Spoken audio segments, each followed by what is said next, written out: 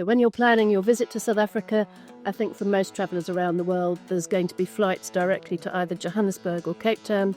Within the country, there are very good and regular domestic flights, although these can be expensive, particularly if you're wanting to fly to one of the Kruger airports. Self-drive, we drive on the right. We do, don't we? Drive on the left. We drive on the left.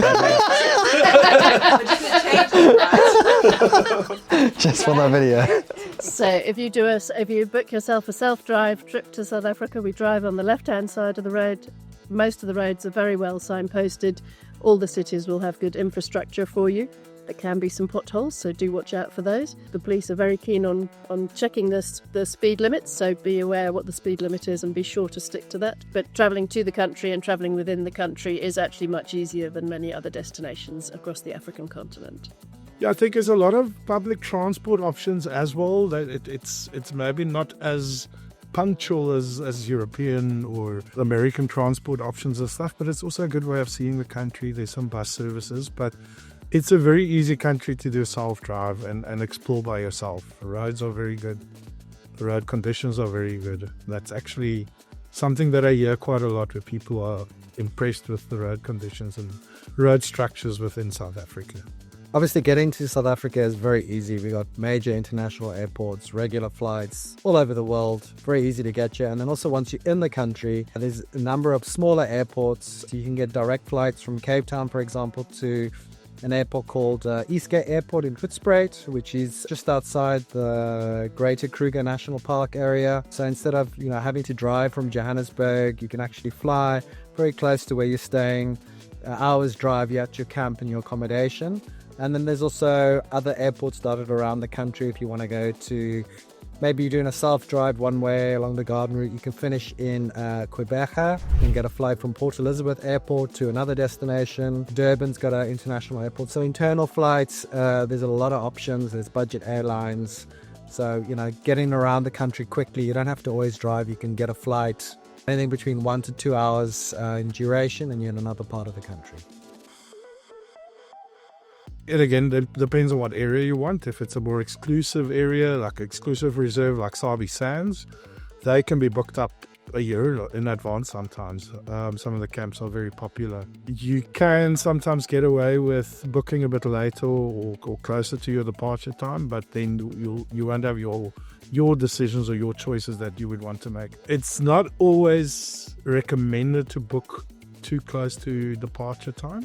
I would say definitely have a look at booking at least 6 months in advance, if not a year. I'd say one recommendation when you're visiting South Africa, and in fact any other African safari country, is that you shouldn't book your flights before we've made the provisional bookings for your land arrangements. Because otherwise your dates are set, and if, for example, you're coming to Cape Town over Christmas or New Year, you might find that all the hotels and guest houses are fully booked. So making sure that your grand arrangements are in place, we can provisionally hold those for 7 days, then get your flights in place in order that you can get your first choice of destination and the dates you want in certain locations. It's also popular in South Africa is digital nomads. People come here, they stay here for a slightly longer period because they're doing work here and they want to explore the country. If you're flexible and you're booking a week in advance, check with us. You'll be able to, get you on some sort of Kruger safari. Might not be your first choice, but we can definitely get you on something. So it's worthwhile always checking, whilst you're working in here or traveling around or staying for longer, have a look at our websites and inquire.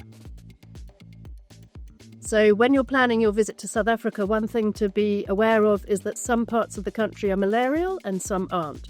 So particularly for family safaris, you can visit near Cape Town, you can go to Addo, you can go to Johannesburg near Johannesburg, and then you don't have to worry about taking malaria precautions.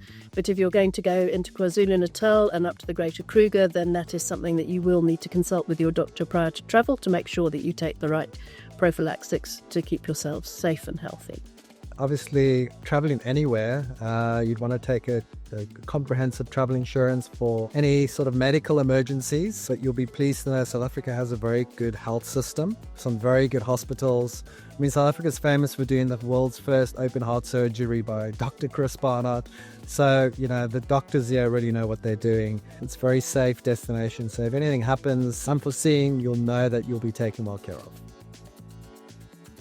So my top tip coming to South Africa is definitely the food and wine scene. South Africa is becoming very well known as a foodie destination. Some of the top chefs and restaurants often getting voted as top restaurants internationally. And that's normally around Cape Town or the wine regions of Franschhoek.